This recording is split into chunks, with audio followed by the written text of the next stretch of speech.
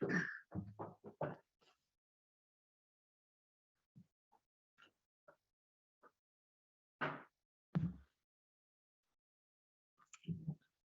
open this academic session, which will be in English, and I welcome especially the people who are present here and who are following this ceremony on live stream.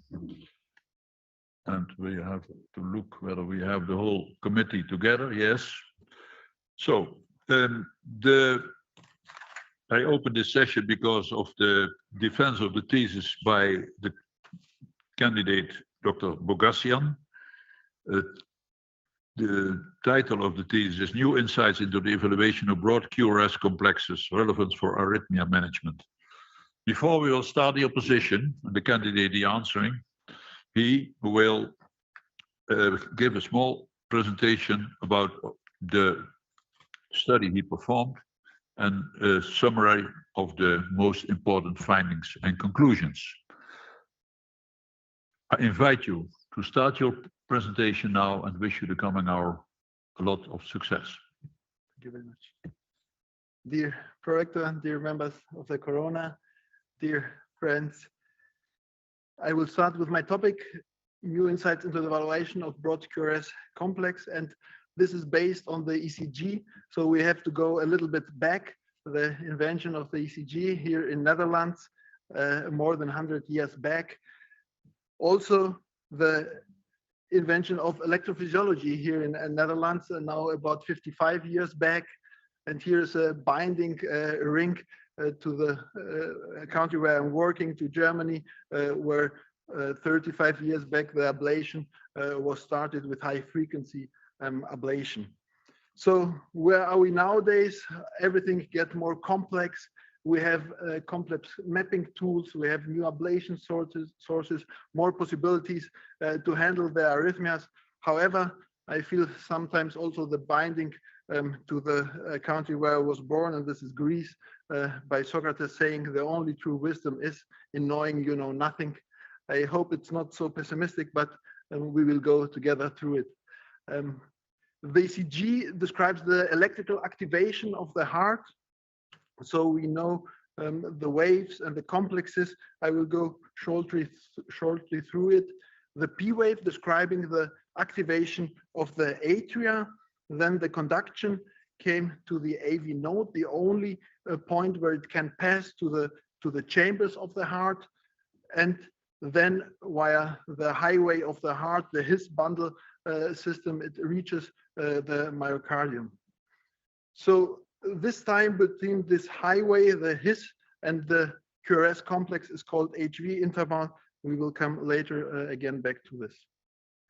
However, the QRS complex describes the depolarization of the whole heart, of the myocardium of the heart, and the JT interval describes the repolarization.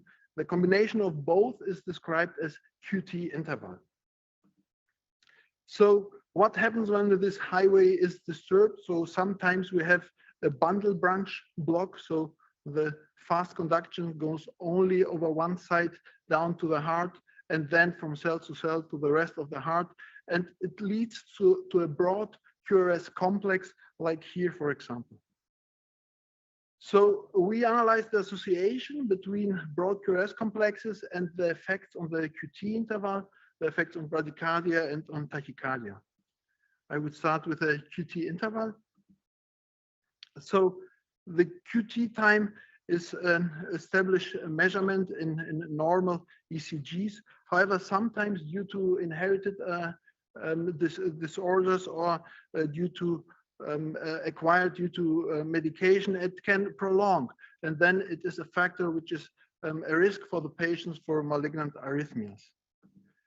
All this, which is relatively easy to estimate in a narrow QRS, became more difficult in broad QRS. As we see, the QT time prolongs. However, the JT time seems to stay stable. So the whole prolongation is due to the depolarization mainly. The recommendations suggest to evaluate especially the JT time to have this problem of the QT time rid of. However, the physicians are not very used to the JT time. We have normative tables for the QT interval and also hard correction tables, so it is difficult to get rid of it. So we try to put a little light in this topic, and we mimic the left bundle branch block by stimulating in the right part of the heart and compared it to the narrow QRS complexes of the same patient, so his own control group. And we saw that indeed the JT time remain mainly equal. So the prolongation of the QT time is due to the left bundle branch block. So we developed a formula where we can reduce the QT time of the amount which is the cause for the QT lengthening, and this usually 50% of the broad QRS complex. So then we would have the QT time which will be there if the patient had no broad QRS. This formula we evaluated in further studies and in different cohorts, and I would not go further into detail here due to the time. The formula found also the way to the World Wide Web, so there's an internet site where you can put in the measured intervals and you will have your calculated modified QT time. And also we are in the app era, so there's an electrophysiologic app, the AP tools, and the producers of this implied also our formula in their portfolio. So coming to the bradycardia now and broad QRS complex, I mentioned at the beginning the HV interval. However, in combination with broad QRS complex there is the theory that the patient can suffer of syncopes, and therefore regarding the guidelines, the patients with long HV and broad QRS complex could receive pacemaker. However, the evidence is not very strong, and therefore we also analyzed patients with this setting with broad QRS complex and saw what happened in regarding the HV interval and the development of a permanent heart block. So in this collective over a long time, we saw only in about 13% of the patients develop a permanent heart block. And regarding the different HV prolongations, there was no association from the long HV interval to a permanent AV block. Coming now to the tachycardia and bundle branch blocks and tachycardias and premature ventricular beats. Premature ventricular beats are suffering, the patients are suffering from palpitations if they have this extrasystoles. And also if the extrasystoles have a high amount, then the patient can develop heart failure. So we have nowadays good treatment options. So by ablating the extrasystole, the patient gets rid of it with very high efficacy. How do we approach the origin of this extrasystoles? This is an anatomical approach supported by the ECG. So many of these extrasystoles arise from the right ventricular or the left ventricular outflow tract. And we can identify them by the so-called inferior axis. The QRS complex is positive in 2 and 3. So the conduction goes from up to down. And to analyze it further, we need also the precordial leads where we can say better which is the correct region. However, we checked the patient cohort in our clinic with this idiopathic PVCs, and we saw that about 65% were indeed from this mentioned regions, but there were also more than 15% which have also this inferior axis, but have the origin somewhere else. It's nearby, but it's the so-called left ventricular inflow tract, so the region of the mitral valve where the heart vessels pass nearby. And this led to this spot diagnosis with the inferior axis, as in this other extrasystoles, but the positive concordant pattern in the precordial leads. And looking to an anatomic specimen, You can imagine if there were the asterisk is an extrasystole, it's difficult to reach it from the endocardium or from the outside, from the epicardium. So sometimes you have to go through the great cardiac vein, the venous system of the heart, here also mentioned with the GCV.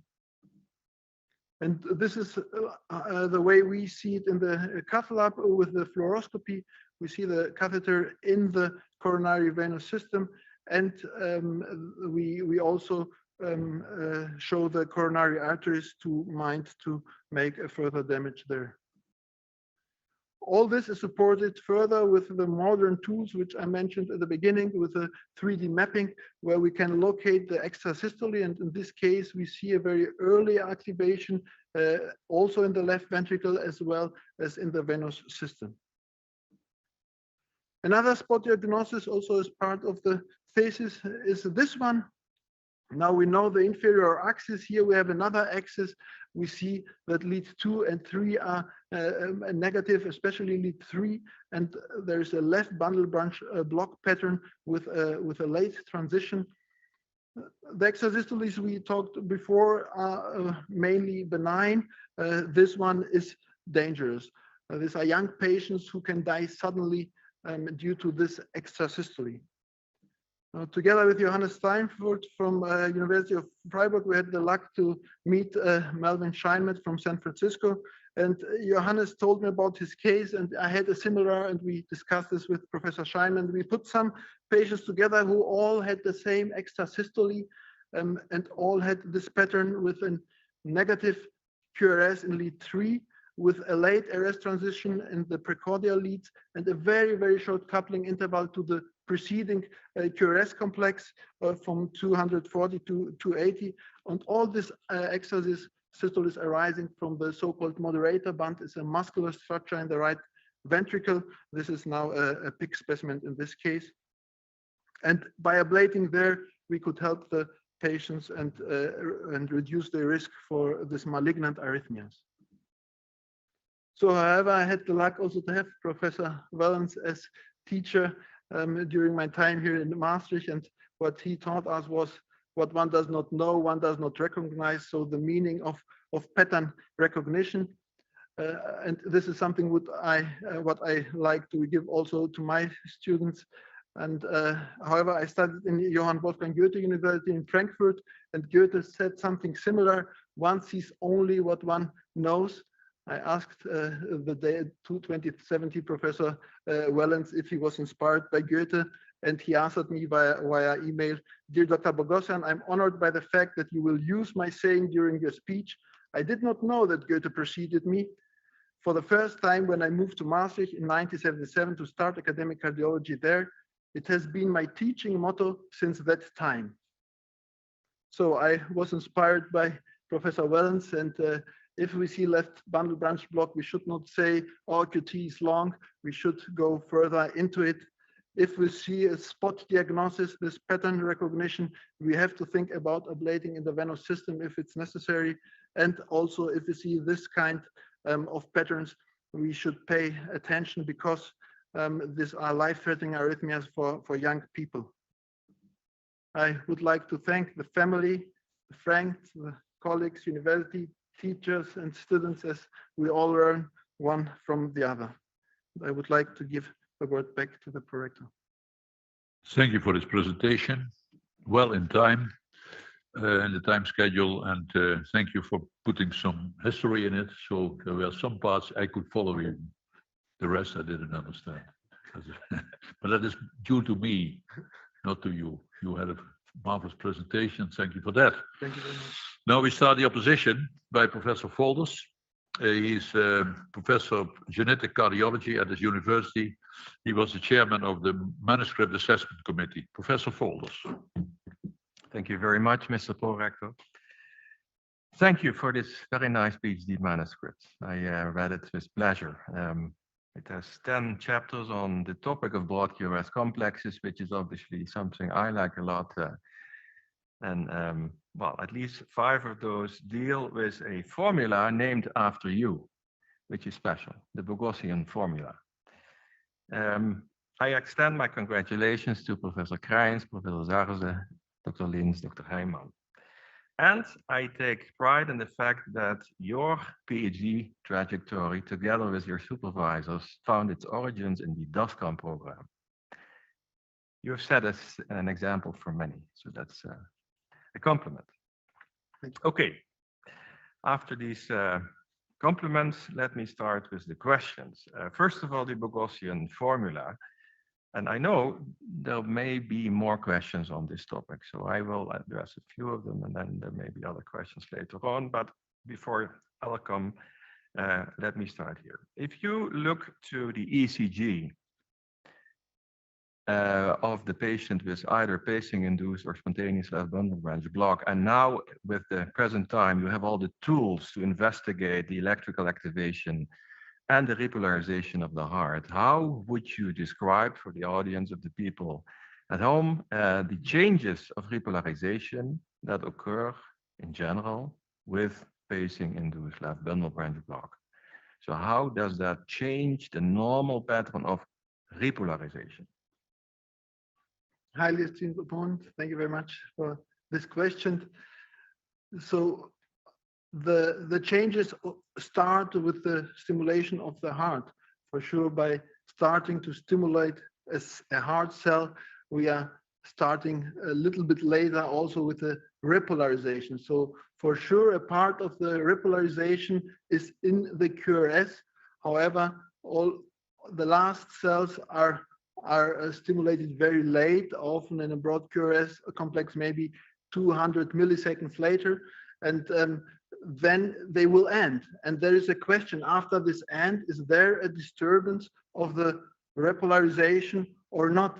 And usually, if there is one, we will see it by addressing the JT time and not by addressing this 200 millisecond QRS complex before. So I think the main thing is that we got to remember that repolarization starts from the beginning to the end of the QRS. However, the exact lengthening is happening by the last part of the heart. Yes, now I understand you focus a lot on the timing. But what about the morphology? If you look to the pattern that you just described, even quoting Hein Wellens, what is the pattern change telling you after the induction of left bundle branch block? Yes, it's stimulated. It's quite similar with the intrinsic left bundle branch block, as the mechanism of the intrinsic left bundle block is that the conduction goes via the right bundle quick to the septum, and then from cell to cell to the end of the heart. And the same happens with the stimulation of the heart. And we see typically this discordant T-wave inversions there where the QRS complex is positive, especially in lead 1, lead V6. We see the absence of the Q waves at the beginning of the complex in this lead. So 1, AVL, V5, V6. This is the typical pattern. So that is the change if you go from a narrow QRS doing regular, normally conducted sinus rhythm to the situation with left bundle branch block. And does that also tell you about changes in the order of repolarization in the ventricles, looking to the abnormal morphology during left bundle branch block, or how would you interpret that? Yes, this is not exactly to say. However, we know also about memory effects, and there also the bundle branch block is gone. And the narrow in a patient with intermittent bundle branch block, the bundle branch block is gone, but the T inversion remains. Yes. So this is a hint, therefore, that it's not dependent to the QRS initially. Okay. Could there be conditions where the Bogossian formula may not work, where it is some intrinsic condition problem where the formula may have a problem to be kept uphold? One of the main problems, and we discussed it also in the thesis, is for sure the heart rate of the patient. So as the heart rate correction is dependent on a second formula, there we have the problem that there are two possible mistakes from two formulas inserting the result, and therefore maybe we have to make further investigations also for the high rates, where we can maybe compare tachycardic narrow QRS with tachycardic broad complex. Right. Maybe, I hope. What about the condition of hyperkalemia in patients with left bundle branch block? I think regarding the left bundle branch block, we will also see the prolongation in these patients due to the QRS, which is present. For sure, it's like with every formula, if we go to the extreme ranges, because hyperkalemia makes also bradycardia, so automatically we came in a smaller range.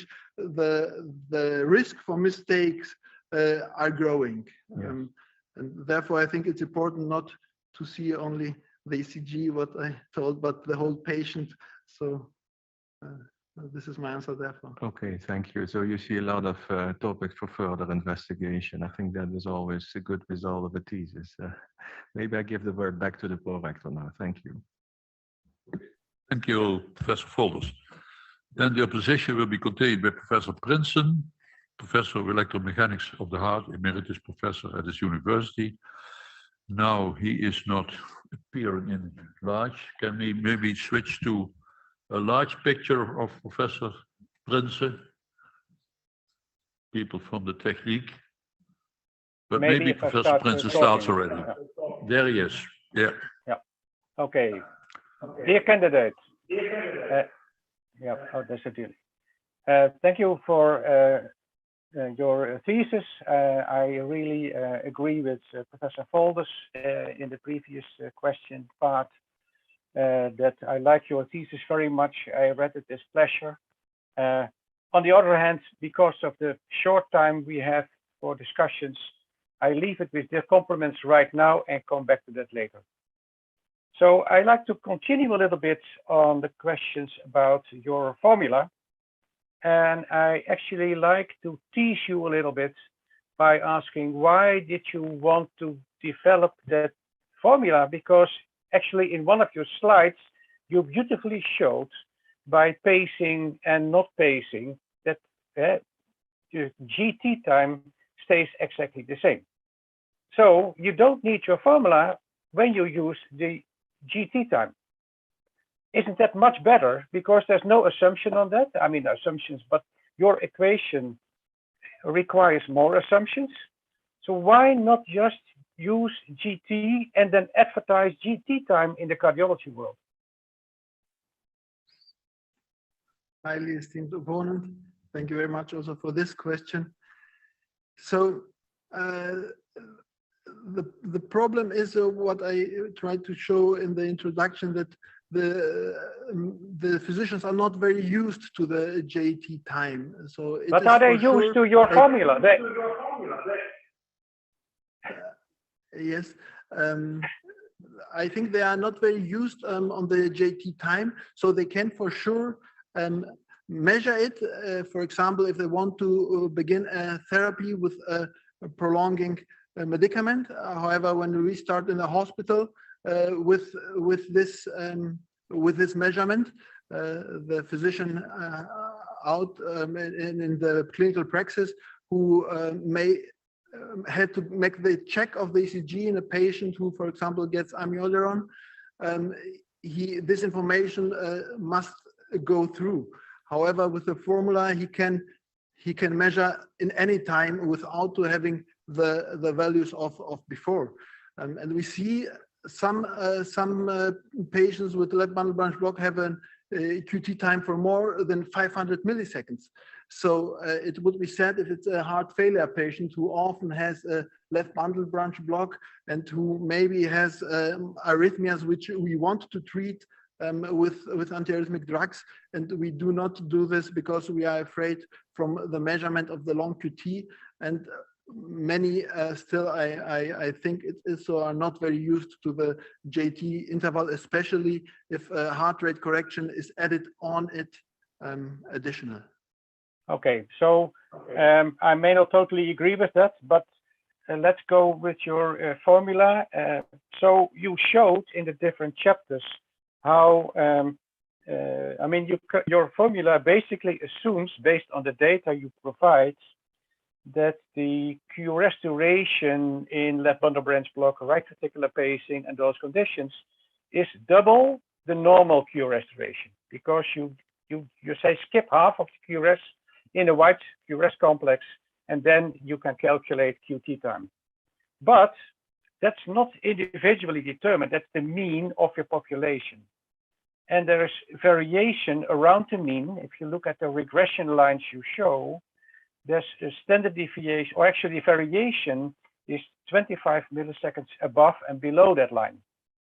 Moreover, in the heart failure patients, there was also a bias of 25 milliseconds consistently. So there's quite some variability because of this formula. So is that an acceptable variation? Isn't 25 milliseconds too much? Say unreliability? What is your opinion about that? Yes, this is a very important point, which we also addressed, and that there is a mistake, a variability. However, we know that if we measure the QT time in different leads, we there also have a difference of sometimes 40, 50 milliseconds. So that is very important to measure really the length, the longest QT time to use it. So there is a variability in the patient himself already. And the question is always, what is the other possibility? So this is a mistake which, if it's in this range of about 50 to 70 or to 80 bits per minute, it will be lower. We show it in this regression. The more the heart rate comes up, the more the mistake is growing. And this is something we should have on mind, definitely. But there, we hope to make the further investigations with the fast heart rates to have therefore also a better answer. Okay, and a final question. You showed, you use in all your chapters, you use cases where you have an unpaced or a non-left bundle ECG and a left bundle ECG or RV pacing ECG. What to do now is a patient with left bundle branch block which comes in your hospital where you don't have a control ECG. How do you apply your formula then? Sorry, I didn't understand the question. Can you repeat, please? So how do you handle a QT or your formula when you only have one ECG of a patient and the patient has a left bundle branch block? Because in your formula, you say, I also need this narrow QRS control. This was for establishing the formula. I think now where it's kind of evaluated further in different collectives. We had a publication with patients who developed a bundle branch block after TAVI. So we had there a control group. We had a group with intermittent left bundle branch block patients who had narrow QRS and left bundle branches. And there we saw we can apply the formula as formulated. And in these patients, we would not need a second prior ECG with narrow QRS complex, but we would apply directly on the patient the formula. Okay. Okay. Thank you very much. I give the word back to the Prof. Thank you, Professor Prince. The next opponent will be Professor Vernoy. He's professor of cardiology at this university. He's also participating by Zoom. Yes, thank you, Mr. Prorector. Dear candidate, how great to see you standing over there. Unfortunately, I can't be there. See you later this evening. But I really would like to congratulate you with this fantastic achievement. We were first students in the first run of the DASCAM. I'm really proud of that we did that together. And it's good to see you now standing over there, even after having quite an intriguing trajectory with being head of cardiology now. Also defending your PhD thesis. Well done, really great. But I would like to have some discussion with you on, especially on chapter 7, on the value of the HV interval. And I would like actually one of your paranymph to read chapter 6 for us. Is that possible?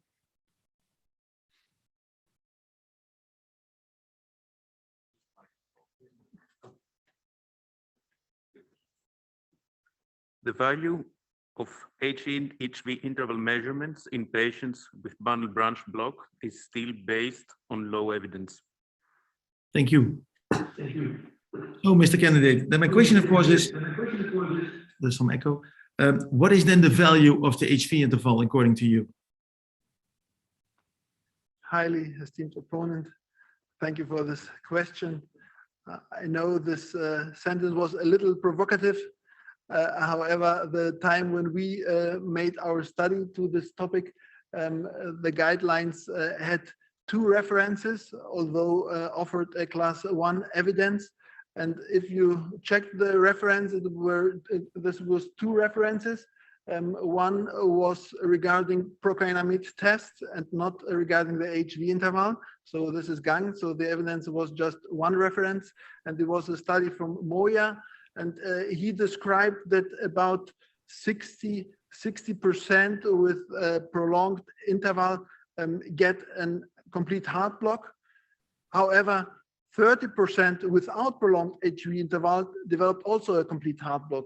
So this was, as I think, not so hard evidence. Our patients, this was a small collective for sure, and for sure many of them needed the pacemaker, and it is good. But regarding the physiology and the development of a complete heart block, there are still enough question marks in my eyes. So you think the value is very limited? That's the conclusion I can draw from your statement. But then also after reading this again, I went into the guidelines also, wanted to look for the references, and there are quite some references. There's New England Journal of Medicine, European Heart Journal, not too bad. And you state even in your discussion that 30 years old. I won't say everything that's old is bad. I think sometimes it's even better than nowadays. But one of the things that triggered me is when I read the methods of your article, and it says all patients underwent an EP study. What is an EP study in your methods? What did you do with these patients? Yes, indeed, we measured the HV interval, and we measured the baseline characteristics of the sinus node and of the Wenckebach measurements and all the classic measurements which are made in EP study. It's the oldest work of the thesis, as it lays a long time back, and especially focused on this HV interval in these patients with an AV block 1 and an right bundle branch block and a left anterior hemi block to this time. Yeah. Okay, because what actually, if you read all these references, it actually stated that it's probably not only the HV, but incremental atrial pacing, as you mentioned, but also drug challenge could probably really increase the sensitivity. And that's actually in the text of the guidelines, but I agree with you completely that actually the statements from the guidelines are not completely correct, because then it's only referring to the HV itself. But then second, I was thinking what we also often see, and also referring to the guidelines, is that there can be a beneficial value of implanting a pacemaker patient with prolonged PR interval, especially from a hemodynamic standpoint. Do you think there's a role for pacemaker implantation in prolonged PR, even though the HV interval is normal? So we always treat the patients. So first of all, we have to make a very good anamnesis and check what is the problem of the patient, and is the syncope really an arrhythmogenic syncope, or maybe other things behind, like hypotension or something else. And if there is an indication for the patient, if we think it's really a syncope due to arrhythmia or bradycardia, then you can make it for the guidelines to measure the HV interval. However, with the new tools of his bundle pacing and left bundle branch area pacing, I think you can help these patients also hemodynamically if targeting the correct area, which also could bring a good result for the patient. All right. I'm really satisfied with the answers. I would like to give the word back to the prorector. Thank you very much. Thank you. Thank you very much, Professor Vernoy. Then the opposition will be contained by Professor Vardas. He's Professor of Cardiology at Heraklion University in Greece. Professor Vardas. Thank you very much, Mr. Prorector. Dear candidate, I studied carefully your thesis, and I am pleased by the work you made. I am especially happy and proud that you, as an alumnus student of the DASCAM project, are here now, the third student in tandem, to defend your PhD thesis. I hope you will be an example for other DASCAM students to continue. And indeed, several of your colleagues, as far as I know, will also defend the thesis in the near future. Now, I consider your work important because it is a significant contribution to clinical electrocardiography, addressing daily assessment of cardiac repolarization in the setting of bundle branch block. No doubt, your thesis is a nice example how just by carefully observing the ECG and using experience and brain, new electrocardiographic phenomena could be described, like what you described, the formula, the Bogossian formula. Now, please allow me only a few questions. I would like to focus again on chapter 7 and to continue a bit the discussion made already by Professor Vernoy. So, to my opinion, a little bit provocatively, we have stated that HV interval measurement is not useful in patients with bad branch block, as there is correlation between HV interval and permanent AF block, but there is not any increase, any improvement in the mortality rates, correct? So, due to this conclusion, you found a little bit the electrophysiological assessment of HV prolongation not so much important and necessary. However, I would like to comment here that a part of the mortality, yes, we know that pacing does not improve mortality in many cases, but a part of the mortality, it is the morbidity. It is the reduction of the rate and number of syncopal attacks. So what's your opinion here? Yes, esteemed opponent, thank you very much for this question. For sure, as I told, this is a topic with not so hard evidence, and our patient group for sure is not big in this work. So we are really, and the patient age of our group was high, so someday mortality is coming near. So it's difficult to say if it depends to the HV interval directly. However, therefore, our guidelines for sure good that they can offer in this gray zone something more, although they could also focus on it as intermediate evidence, because in this patient for sure we would implant a pacemaker due to what you said, that the daily survival of the patient might be better. But regarding this question mark of permanent AV block, the facts are not enough, and especially now where we are talking about his bundle pacing and things like that, it's important to know, is this patient with a prolonged HV interval, will he develop a permanent AV block? If I pace with my his bundle lead below the damage, will the damage go further on? And this is something where I hope and think regarding this data that will not be the case, and that we can help many people with these new technologies. So what is your opinion? If you have a syncopal patient and you have performed an electrophysiological study and you found a prolonged HV interval, and especially under a drug provocation, the HV interval is leading to a complete block, will you pace the patient or not? I am not allowed to say no because I would be against the guidelines now.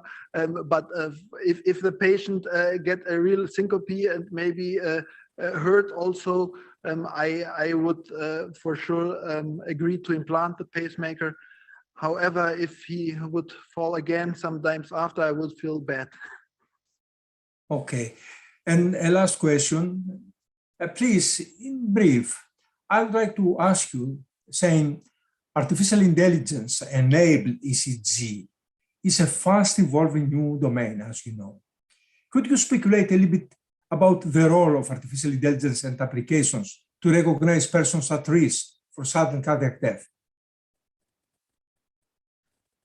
Oh, this is a big topic for a short question. However, regarding my thesis, I can imagine that you will have the possibility to scan with your Apple phone or another smartphone the ventricular extrasystole, and you will get an answer where you have to seek the origin of this extrasystole, if it is benign or not benign. I think this is, regarding the thesis, a potential artificial intelligence focus. Okay, thanks. Okay, I'm okay, Mr. Pre-Rector.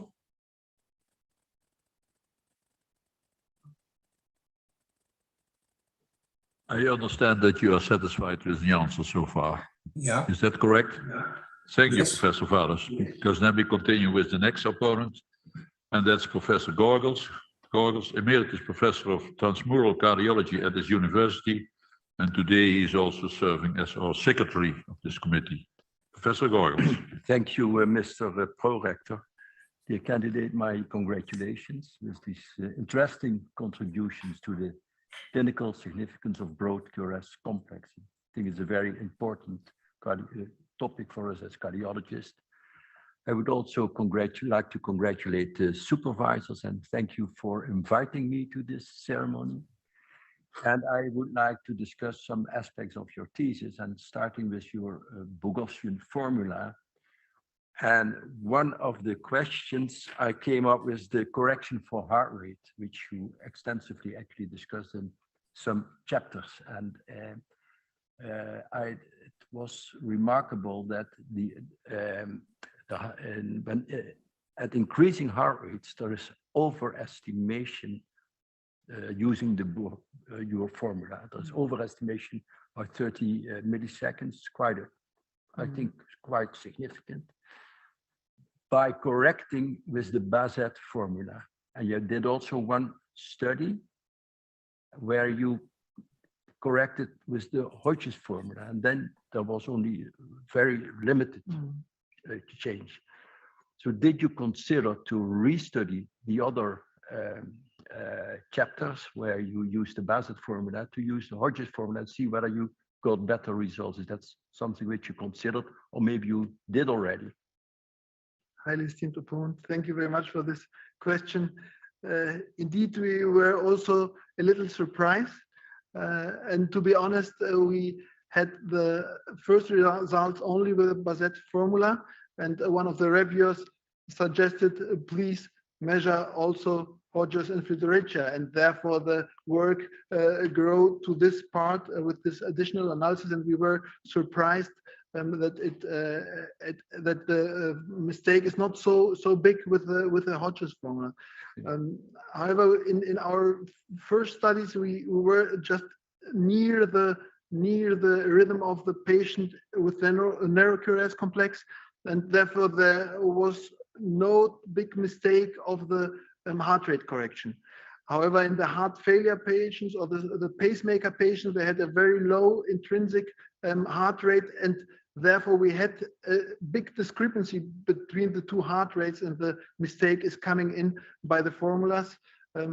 Professor Harilaos gave me the suggestion we should arterial pace the patients, so we do not have this mistake of the heart rate, but it was too late. The data were already obtained, so maybe it's a future project. Okay, but you expect, or is that something which you expect and will do to restudy those patient groups with? Yes. Not yes. okay. Yes. So that was actually the answer to my question. Another thing is, you didn't mention in your thesis the phenomena of cardiac memory, and it has been, you discussed it already with Professor Faldos, I think. And this is, I think, what does cardiac memory do to the QT? That's my question. Yes. Cardiac memory occurs usually over months. So, what does it do to the QT? Does it prolong? Does it stay the same, or does it shorten? Regarding the thesis, I have no direct data on this. Yes, you have. Yes. Okay. Because you showed a nice example of cardiac memory in figure 2 on page 32. Left bundle branch Thank block. you for the hint. Yeah, why don't you have a look? Which page did you say? This is page 32. And then we have figure 2. And then you see precordial leads with left bundle branch block, and then transition to sinus, to a narrow QRS. Yes. And then you very nicely see T-wave inversion and in the leads with preceding negative QRS complexes. Yes. And positive T-wave and the positive QRS complex. So this is Yes. really due to a cardiac memory sign. And when you go to table 1 and table 2 on the next page, you see that in the patients with intermittent left bundle branch block, you have a QTC of about 407. Do you see that? Yes. And in the patients with tachy, with an acute left bundle branch block, or very shorter duration left bundle branch block, you have shorter QT. Yes, that's correct. And do you think that this could be explained, this difference, by cardiac memory? Thank you again for the question. I answered with no, because we did not analyze this data regarding this question.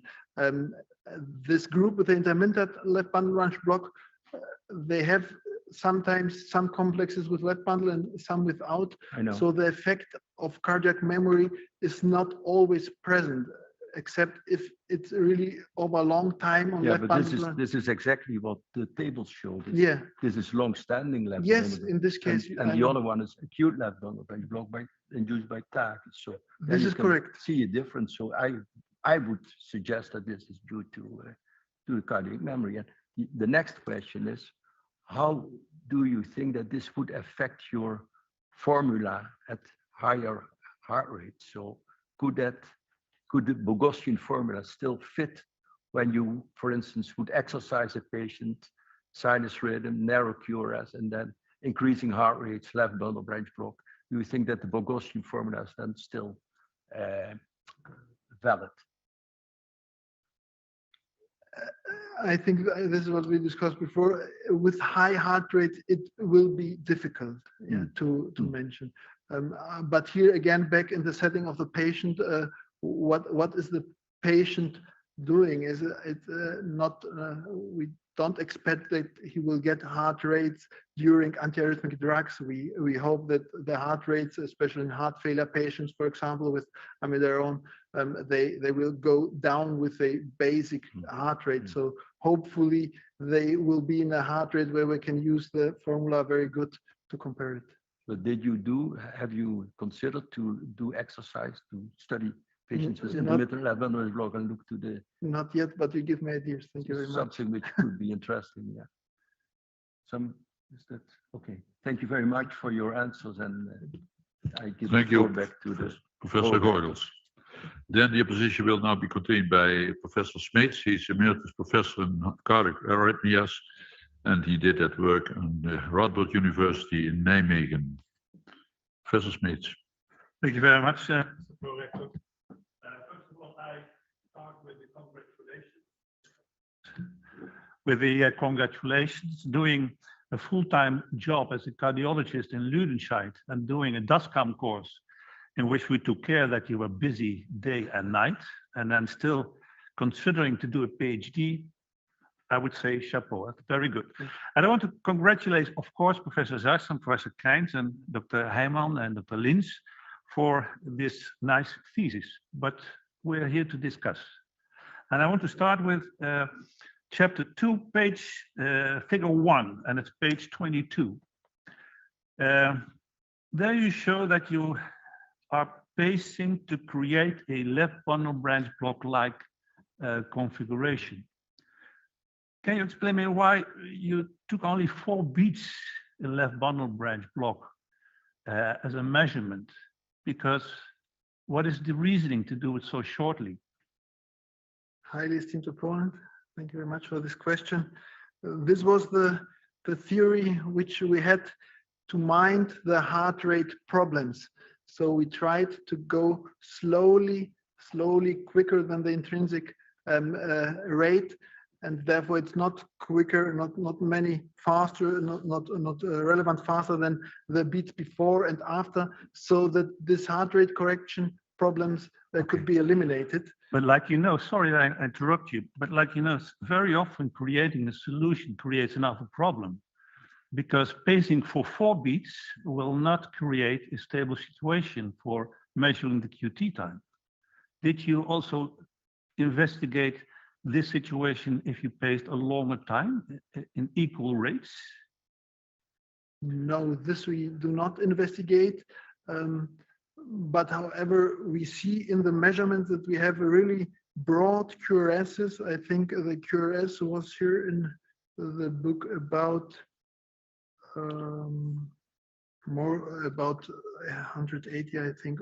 So we had really a broad QRS. So the risk of fusion, I think this is what you mentioned, is low. Or no, not actually, if you do an EP study, you do a basic trainer stimuli. I normally use 8 or 10 beats. Mm-hmm. Originally, it was 12 beats before you have a stabilization of your repolarization and activation, but it was shortened to 8. Otherwise, an EP study would last too long. Yeah. So if you now do here 4 beats, it's a little bit too short. Maybe you should have done at least 10 or 12 beats and then see whether there's an adaptation in the QT time. Yes, I think you can see in the figure that the stimulation starts earlier, but the capture does not come. So this is the effect. We were not very fast, so it needs some time till the stimulation gets over the intrinsic rhythm, and then we have the left one branch which we want. But I think the stimulation is more than 4, and is the answer. Okay, thank you very much. Then I want to switch to a question about the chapter 6, in which you give the baseline characteristics. And what struck my eye is that, and I saw that in another table also, a considerable number of patients have atrial fibrillation as a arrhythmia problem, which if they have attacks before your measurements, the QT time will change depending on the intervals that are generated during atrial fibrillation. Did you have a time frame where they had to be without atrial fibrillation before you did the measurement? Or reverse the question, if they had atrial fibrillation, did you see differences in those patients?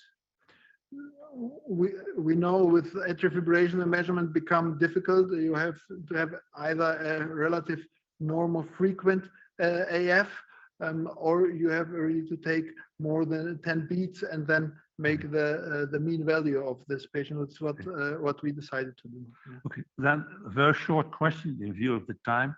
I see also that in those patient characteristics, patients are using antiarrhythmic drugs. And we know that antiarrhythmic drugs, especially prolong repolarization. So especially if you see that 17% use class 3 drugs. And if you have the Bogossian formula, I would be eager to know in those patients using these drugs, were they different from the other group, which was comparable with not using class 3 drugs? Yeah, a very good question. This was the study where we analyzed the formula regarding the right bundle branch block. And there we have to go to the left ventricle.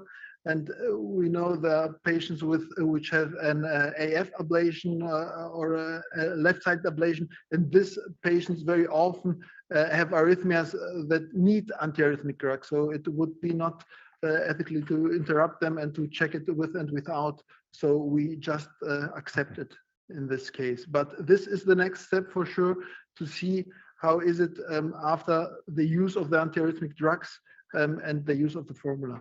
Okay, thank you very much. I give the word back to the prorector. Thank you. Thank you, Professor Smeets. Then the opposition will be continued by Dr. De Potter. He's cardiologist at Onze Lieve Vrouwengasthuis in Aalst, Dear Lady Hospital, or Dear Lady Hospital in Aalst, Belgium. He was a member of the assessment committee of the manuscript. Dr. De Potter. Dear Prorector, dear highly esteemed members of the audience and dear candidate also, first on my behalf, heartfelt congratulations with the work you delivered, which was also for me a pleasure to read, and also for me, it's a particular pleasure to be present in a session that is the result of the DASCAM program, of which so many of us in the audience have invested work in, and it's very nice to see all the new friends again, whether this is online or virtual. I would like to ask you some questions about what you presented, and I would like to start with a question that probes more on your ideas and your insights on what you report in chapter 9 on catheter ablation of torsade de pointe induction. As you said it nicely in your presentation, the conduction system, the His-Purkinje system is our conduction highway. And as you have shown in the tracings that you presented, where arrhythmia is induced, what is always so striking is, of course, is that it looks like a stable repetitive phenomenon. The PVCs are there. And then for whatever reason, one particular PVC sets off the arrhythmia, and then the trouble begins. And of course, the thing that interests me and I guess many people is why this particular beat, because if we figure it out, then maybe we can avoid this, right? And we have observed on a few occasions in 2 distinct patients with Purkinje related PVCs, although not in the location you describe, in the location of the left posterior fascicle, we have observed exit block from the Purkinje tissue to the ventricle, which we believe to be source sink mismatch, which we believe to be conduction block of the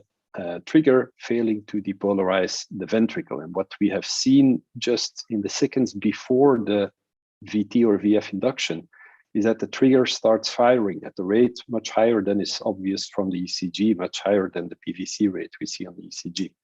And my question to you is whether you have observed this phenomenon in the particular phenotype you have described of the moderator band PVC, and whether you can speculate on your observations on QT disturbances and perhaps inhomogenization of repolarization as a measurement or assessment of the vulnerability of the ventricle to the induction of these arrhythmias. Highly esteemed opponent, thank you very much for this question. This is a very special topic with this PVCs, short-coupled PVCs making torsade de pointe tachycardias, because it's a mix of 2 different things, I think. The one is a genetic matter. This is what described before by Arthur Wilder, and the anatomic thing, which was described on the other side of the sea, where they just focus on the moderator band without checking this initiation, which is also genetically described. And new data show that this P6 mutation could also lead to this phenomenon. But I think this is an interesting thing, that we can ablate something which is a genetic problem. Until now, we treated all these patients with verapamil, and they were stable, but they still could get arrhythmias. And nowadays, we know we have the possibility to target this. And so I think this is a mix of 2 different patterns, the anatomic pattern and the genetic pattern. I see. Congratulations, by the way, on keeping your phenotype very clean. It's, as you mentioned, a very specialized field, and it's very hard to make a homogeneous group of patients, and I think you nicely succeeded. Do you think in this particular phenotype that you describe that the observations we believe are true for the left-sided Purkinje related PVCs are the same, that the phenomena we observe are the same, or do you think it is a completely distinct phenotype, purely isolated to the right ventricle, to the moderator band of the right ventricle?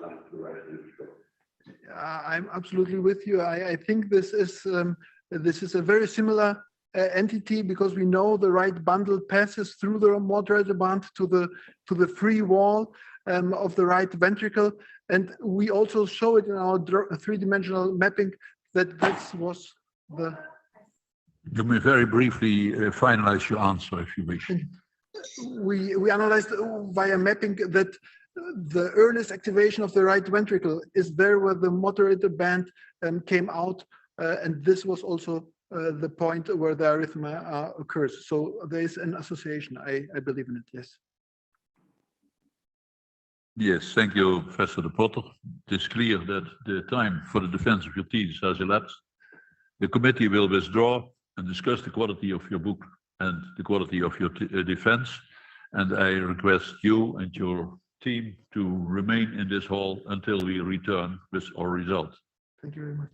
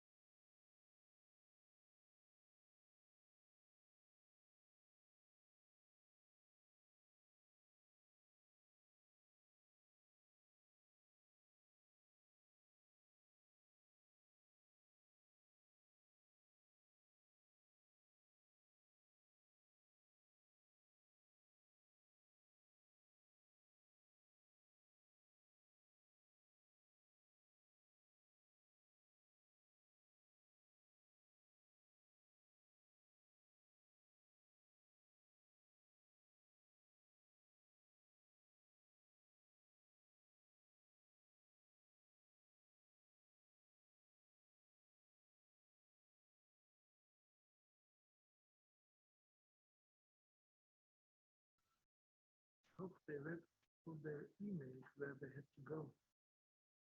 I think it's a really good restaurant. Someone told me that he maybe got or so a Michelin star maybe also. So I hope we should start. Michelin star. For the restaurant. I hope. Look over there. Should we sit down? No, you stay. This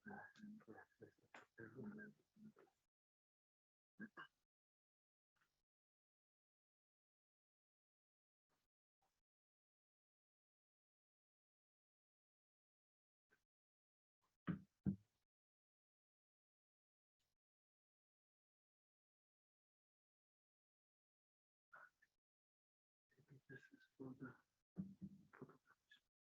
afterwards.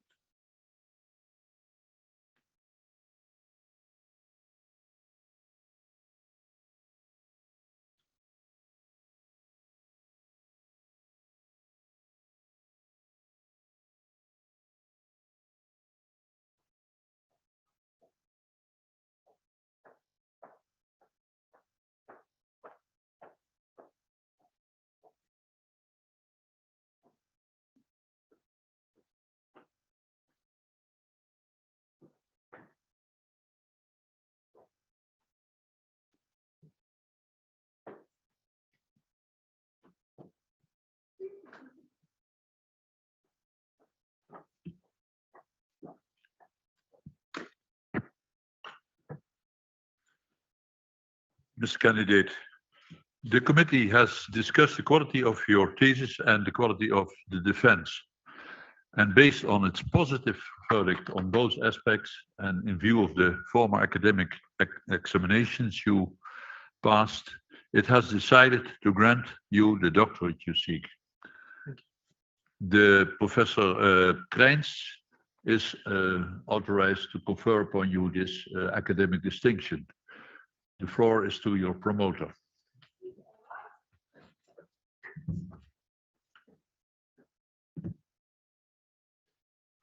First, you have to promise something, okay? So do you promise to work in accordance with the principles of scientific integrity at all times, to be careful and honest, transparent, independent and responsible? Yes, I promise. Thank you very much. Well, this is now a very special moment, Harilaos. I must now say, dear Dr. Bogossian, because you reached the end of your academic education, not career. Oh ja, sorry, ik ben iets helemaal, ja, ik dacht ik vergeet iets. Excuus. Okay, sorry, I skipped the. So now you promise this by the authority vested in us by law and in conformity with the decision of the committee here present, I hereby confer on you, Harilaos Bogossian, the degree of doctor and grant you all rights attached by custom and law. As evidence of this, I now present you with the degree certificate signed by the rector, the secretary, and the other members of the committee, and affixed with the official seal of the university.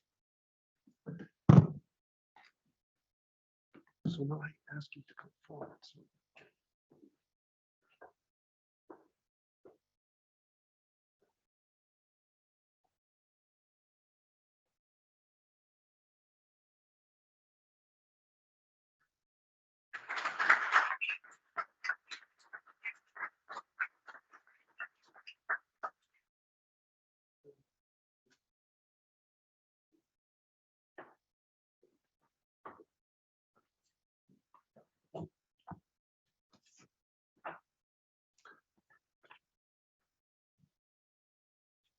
So I was so anxious to congratulate you that I almost forgot to give you the award. Now, Dear Dr. Bogossian, dear Harilaos, it's a great pleasure to stand here and congratulate you on your successful defense and your new academic degree. And I and the whole team, we are very proud that today you concluded your academic education by successfully defending your PhD thesis. And I can tell you on behalf of also the whole committee here present that we were impressed by the thesis, the way you defended yourself. It was maybe a bit difficult, stressful, but you really did a good job. And we were also impressed by the fact that you performed this thesis alongside your daily clinical activities, which were very stressful, of course. You also performed the DOSCOM course alongside your daily activities, but PhD, you did the same again. And above all, you are also a family man. You also spend time on your family. And all that together is really an effort which we applaud. And the whole promotion team was especially happy to have you as a PhD candidate, because in one word, you were very proficient from the start of your PhD. And in the Netherlands, but maybe also in Greece and Germany, I don't know, we then say a person is like self-raising flour. Is the cake ready before one can blink an eye? So you were so proficient doing all the stuff you have put in the thesis that there was some work for us, but not too much. So thank you for that. And indeed, you managed to put together a PhD thesis with many chapters on an important topic. The committee mentioned basic clinical electrocardiography, I must say, and that's indeed very special because many theses, they use a lot of sophisticated imaging devices, but you made a thesis using your brains, looking at, let's say, quote unquote, simple ECGs and coming up with new ideas and new concepts. And that's really chapeau, I would say. And you were even last author on a few chapters, and that proves that you already during the PhD trajectory, you were able to initiate research, manage it, and bring it to a successful completion. We are obviously also proud that you succeeded today, since you are an alumnus of DOSCOM, and with all your achievements, including this PhD, you fully met our you fully met the goals of DOSCOM, climbing firmly in your career, scientifically as a physician and as a director of care, especially now the Clinic for Cardiology and Angiology in Ludenscheid. And that, sorry, okay, sorry, I missed that part. Sorry. Taking care that diagnosis and treatment of arrhythmia patients is done to the perfection. I came to know you through the DOSCOM program, which you successfully concluded in 2018.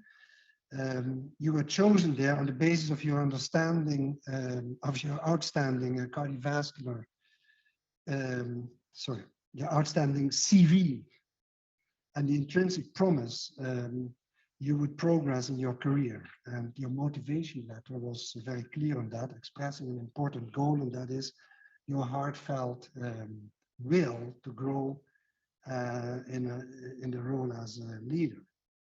And you appear to be a true scientist, a top physician, and an amicable person, always with a smile. And above all, you appear to be a leader. And that's what you have shown during the DOSCOM course. A true scientist, always asking the question why, wondering why this happens now and here.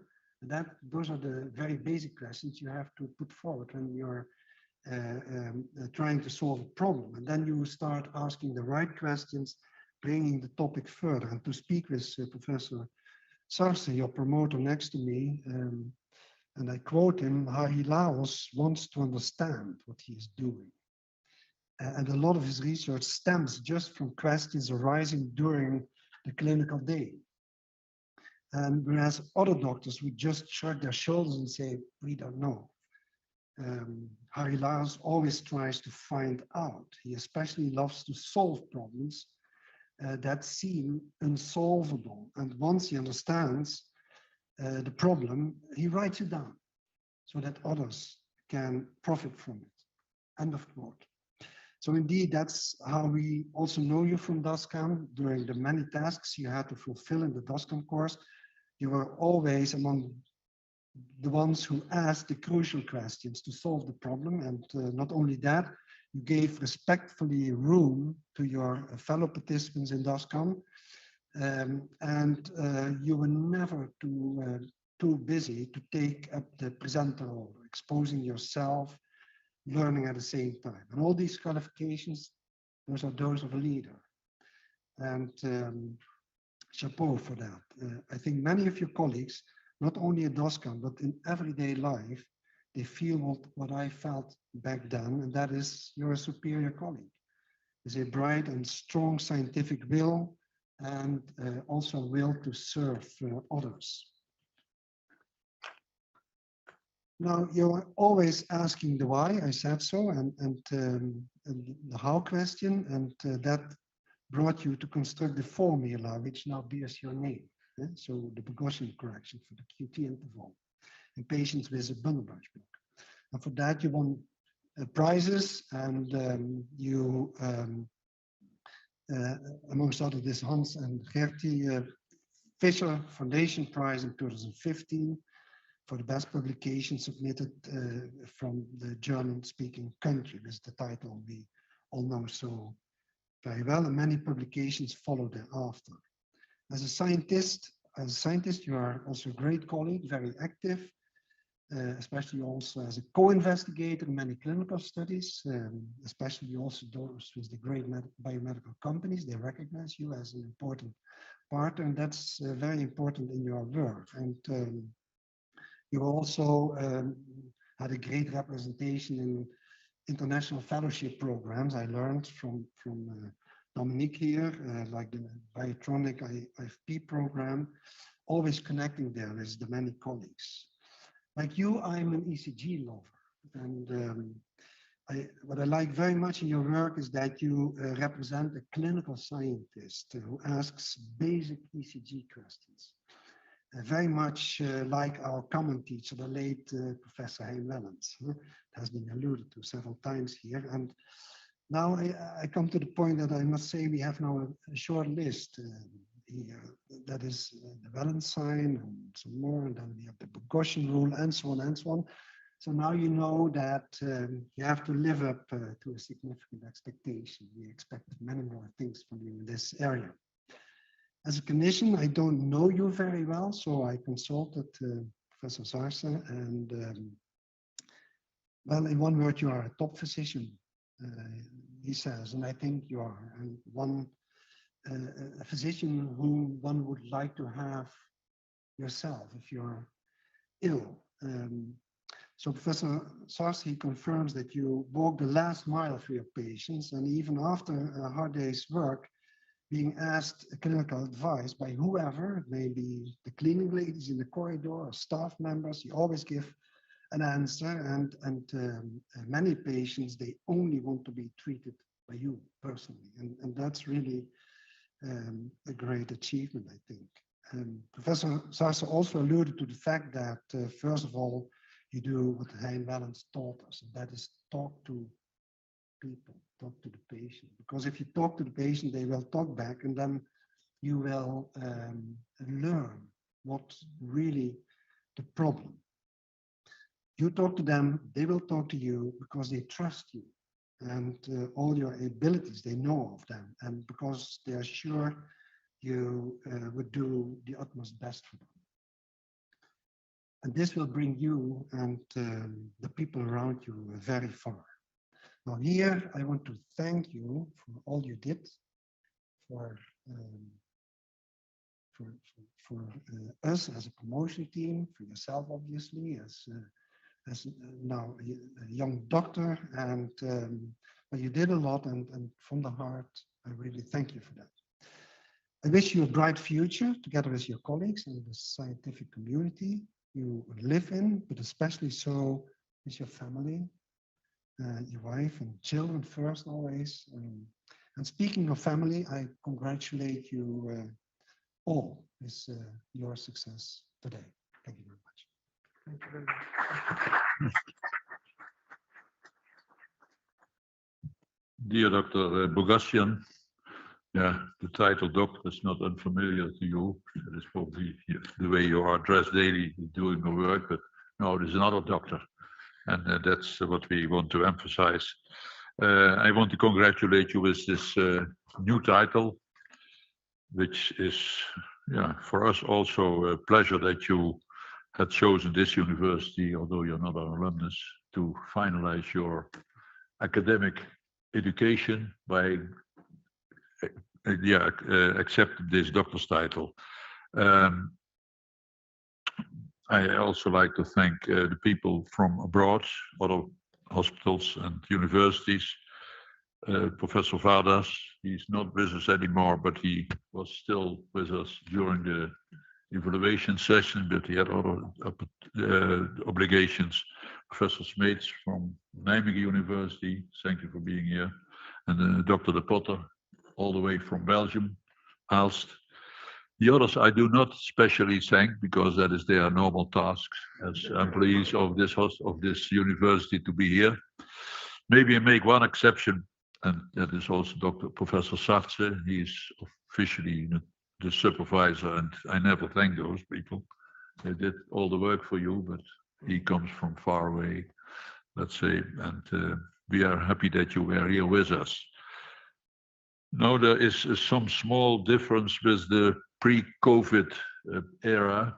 Normally we will go now for pictures outside in the hall, but yeah, that is not allowed still. Maybe from tomorrow or evening onwards, it will be allowed again. That's what we hear on national television tonight. Then maybe we can say goodbye to these things, and that would make the ceremony different. But let's say the lines stay open for a few moments. That gives maybe opportunity to Professor Prince or Dr. De Potter to say a few words to you still. Then they are faded out. And in the meantime, if anybody has also still cameras in his pocket, he can make maybe a few. You make it. Few pictures because you need one for your office with your diploma and your two supervisors, and one with the supervisors and with your paronyms.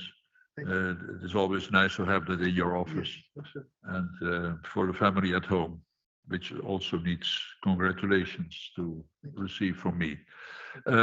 So I now officially close the session, but we stay a few moments here to make those pictures I mentioned already. If you have a camera or you have a camera on, then she makes the pictures, and then we leave this room, and you have maybe still other celebrations. And I wish you a lot of pleasure and a nice further career. Thank you very much. Thank you for all of you. Thank you. Yes, yes.